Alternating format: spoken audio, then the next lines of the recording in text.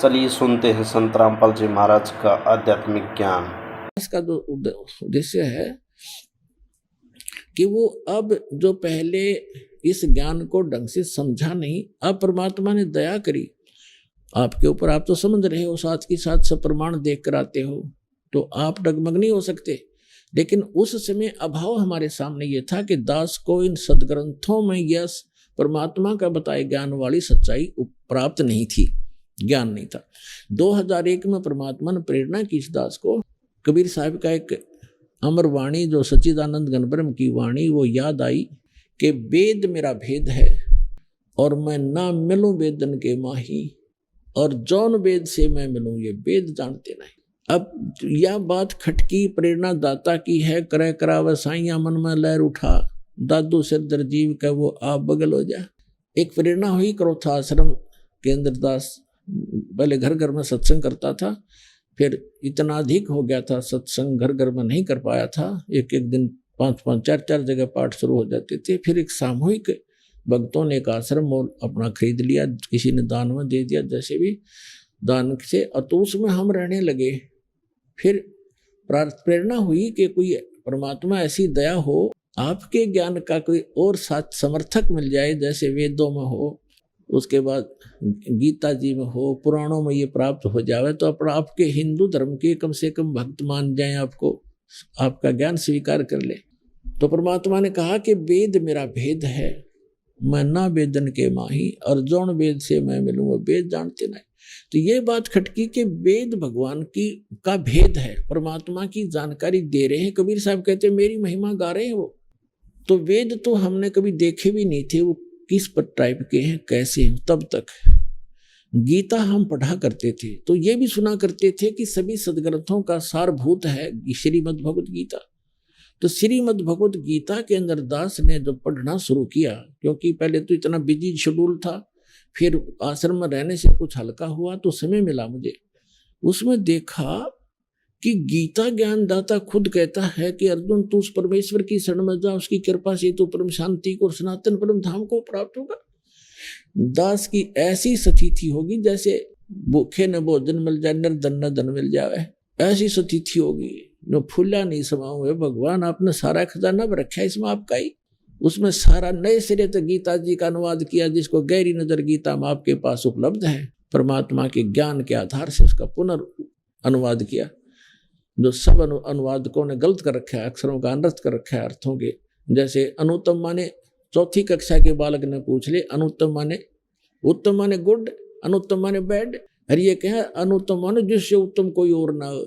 जैसे उत्तीर्ण है, उत्तीर्ण माने पास, बच्चा उत्तीर्ण हो गया, पास हो गया, और अनुत्तीर्ण लिखा हो किसी के पीछे और वो नौका में सबसे उत्तम पास हो गया हो, पीटे जा छाती पास तो टट्टू हो गया तू। तो वो भूल इन रखी बालकों वाली बातें। 7वें जाके 18वें श्लोक में गीता जी में गीता ज्ञानदाता तो कहता है मेरी ये ज्ञानी आत्मा नेक आत्मा है, परमात्मा के लिए समर्पित है, लेकिन इनको तत्व ज्ञान तत्वदर्शी संत नहीं मिला, इस कारण से मेरे वाली अनुत्तम साधना में ये गति में लीन रहे। अब गीता अध्याय नंबर 8 के श्लोक नंबर 13 में गीता ज्ञानदाता कहता है ओम इति एक अक्षरम ब्रह्म व्यवहारण माम अनुसमन ये प्रियति तदन देहम सयति परमाम गतिम। मेरे सत्र का केवल एक ओम मंत्र है, ओम अक्षर, नथिंग एल्स। और जो अंतिम सांस उच्चारण करके सिमरण करता हुआ जो अंतिम सांस शरीर छोड़कर जाता है, वो इस ओम से मिलने वाली परम गति को प्राप्त होता है। ओम ब्रह्म का मंत्र है। इस सरपुरुष का गीता ज्ञानदाता जो श्री कृष्ण में प्रवेश करके बोल रहा है, और ब्रह्म का साधक ब्रह्मलोक में जाता है। 8वें जाके 16वें श्लोक में कहा कि अर्जुन ये ब्रह्मलोक पर्यंत, ब्रह्मलोक में गए हुए प्राणी भी जन्म मृत्यु में आते हैं। 18वें जाके 66वें श्लोक में कहा कि इसलिए तो अर्जुन सर्वभाव से उस परमेश्वर की शरण में जा, उसकी कृपा से तू परम शांति को और सनातन परम धाम को प्राप्त होगा। 15वें जाके 4थे श्लोक में कहा कि तत्वदर्शी संत की प्राप्ति के पश्चात परमेश्वर के उस परम पद की खोज करनी चाहिए, जहाँ जाने के बाद साधक फिर कभी जन्म मृत्यु में नहीं आते। और गीता अध्याय नंबर 2 श्लोक नंबर 12, गीता अध्याय नंबर 4 श्लोक 5 और 9 में, गीता अध्याय नंबर 10 श्लोक 2 में ये स्पष्ट कहता है गीता ज्ञानदाता तुम तेरे और मेरे बहुत जन्म हो चुके, तू नहीं जानता। अब जहाँ जब तक जन्म मृत्यु है, जैसा कर्म वैसा ही भोगना ही पड़ेगा इसकी शरण में रहने से, तो सुख काहे को। तो यहाँ तीसरी बताया है कि टुणक जैसे ऋषि बड़े बड़े महापुरुष में ये हैं तो नेकात्मा, लेकिन इनको तत्वदर्शी संत ना मिला जो पूर्ण परमात्मा की महिमा बताने वाला हो, जिस कारण से ये मेरे वाली ही गति में, अनुत्तम गति में स्थिर रहे। अनुत्तम माने घटिया, गति बेकार की, क्योंकि जन्म मृत्यु मिटता नहीं, जैसा कर्म है वो सारे भोगने पड़ेंगे, नरक भी, स्वर्ग भी, गधे भी, कुत्ते भी, सारा बनना पड़ेगा, फिर घटिया ही है। 7वें अध्याय के 19वें श्लोक में गीता ज्ञानदाता स्वयं कहता है कि बहुनाम जन्मानाम अन्ते ज्ञानवान माम प्रपद्यते, और वासुदेव सर्वमिति सहमात्मा सुदुर्लभ है। स्पष्ट कर रहा है कि किस कारण से अनुत्तम गति में रहे। 7वें अध्याय के 12 से लेकर 15 तक तो ब्रह्मा विष्णु महेश तीनों गुणों के उपासकों को रिजेक्ट किया है। उसके बाद कहा कि ये मुझे भी ना बचते और मेरी भक्ति करते हैं तो 4 प्रकार के करते हैं, आर्त, अर्थार्थी, जिज्ञासु और ज्ञानी। उन तीनों को भी रिजेक्ट करता है ये, आर्त, अर्थार्थी और जिज्ञासु को। उत्तम ज्ञानी जो है वो ज्ञानी श्रेष्ठ है, और उस ज्ञानी को तत्वदर्शी संत ना मिलने से फिर कहता है मेरे वाली ही घटिया अनुत्तम गति में श्रेष्ठ सचित रहे। अब 7वें अध्याय के 19वें श्लोक में ये स्पष्ट होता है, गीता ज्ञानदाता कह, पहले तो ये कह रहा है 12 से लेकर 15 में कि ये तीनों गुणों की, रजगुण ब्रह्मा, सतगुण विष्णु, तमगुण शिव जी के द्वारा जिनका ज्ञान हरा जा चुका है, राक्षस स्वभाव को धारण किए हुए मनुष्यों में नीच दूषित कर्म करने वाले मूर्ख मेरी भक्ति भी ना करते, मेरी भक्ति नहीं करते।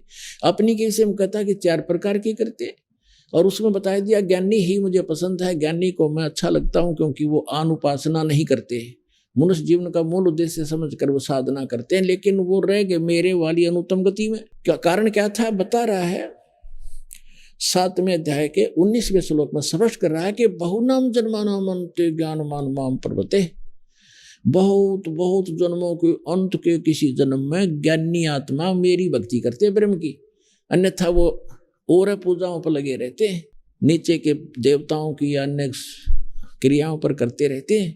बहुनाम जन्मानाम अन्ते, बहुत के जन्मों के अंत के जन्म में कोई मेरी भक्ति करता है, ज्ञानी मुझे प्रपद्यते मेरी भक्ति करता है। लेकिन वासुदेव सर्वमिति, वासुदेव ही सब कुछ है, ये बताने वाला स महात्मा सुदुर्लभ है। वो संत तो बड़ी मुश्किल से मिलेगा कि वासुदेव ही सब कुछ है। वासुदेव का अर्थ होता है सबका मालिक, जिसकी सत्ता सब ब्रह्मांडों के ऊपर हो, वो वासुदेव है। श्री कृष्ण वासुदेव नहीं थे, श्री कृष्ण जी तो वासुदेव के बेटे थे, पुत्र थे, और वासुदेव उसके पिता का नाम वेदों से ही रखा गया था, क्योंकि जैसे हम चांद रखते हैं अपने बच्चे का नाम, किसी का सूरज रख लेते हैं, तो वो चांद और सूरज थोड़े ही ये, तो इसी प्रकार वो वासुदेव नाम था, वासुदेव का पुत्र था श्री कृष्ण। श्री कृष्ण वासुदेव नहीं था, वो तो श्री विष्णु जी था, श्री विष्णु जी थे। और विष्णु जी केवल एक ब्रह्मांड में 3 लोक पर, पृथ्वी लोक, पाताल लोक और स्वर्ग लोक पर केवल एक विभाग का प्रभु है, स्वामी है, मालिक है, ये वासुदेव नहीं है।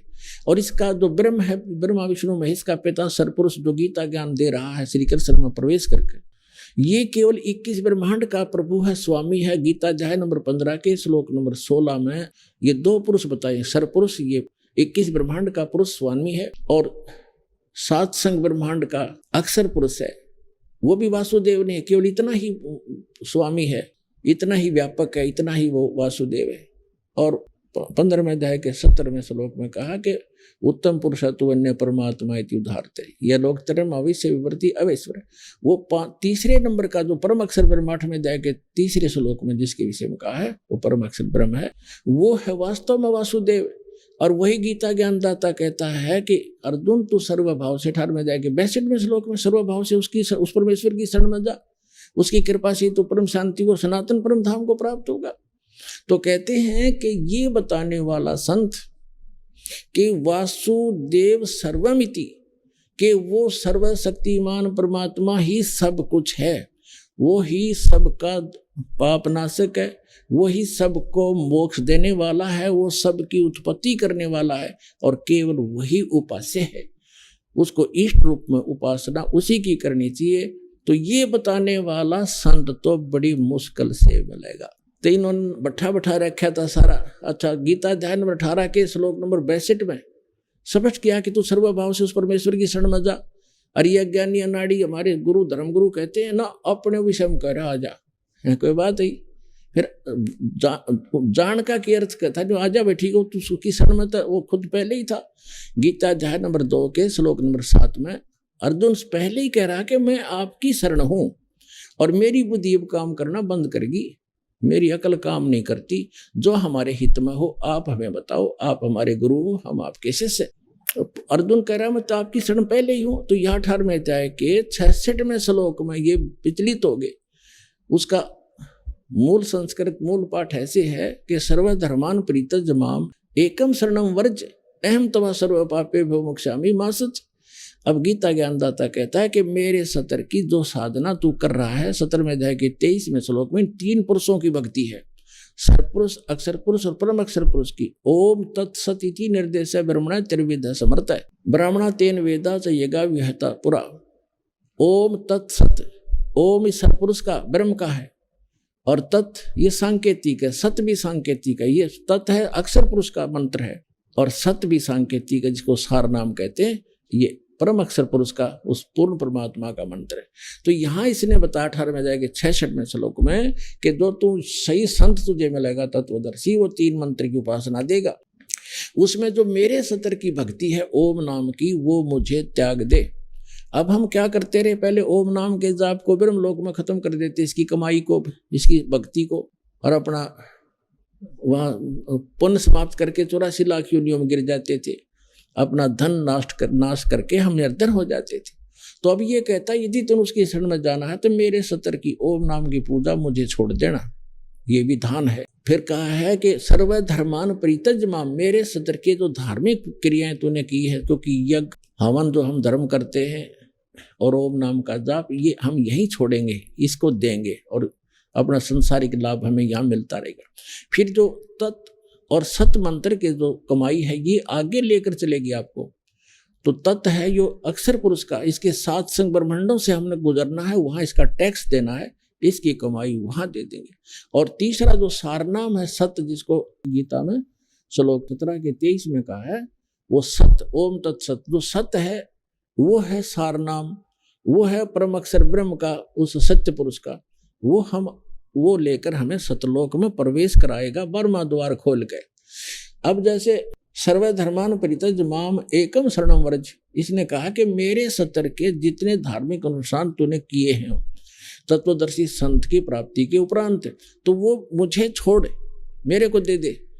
और एकम शरणम व्रज, एकम मानो जिसके बराबर दूसरा ना हो, अद्वितीय सचिदानंद घन ब्रह्म की शरण में जा, तब मैं तुझे सब पापों से मुक्त कर दूंगा।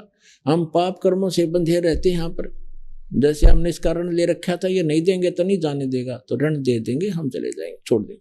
तो इसका अर्थ ये बनता है व्रज माने जाना होता है, इन सब नाड़ियों ने आना किया हुआ है। तो ये बैठा इन्होंने अज्ञान बना दिया, इस निर्मल ज्ञान गीता जी का अज्ञान बना के धर दिया अपने अनुवाद में। अब जो प्रसंग चल रहा है कि फिर दास ने गीता जी को अनुवाद किया, फिर सोचा कि वेदों को भी देखूं, वेद भी अनुवादित थे। आध्यात्मिक ज्ञान की और अधिक जानकारी के लिए अवश्य सुनिए संत रामपाल जी महाराज का सत्संग।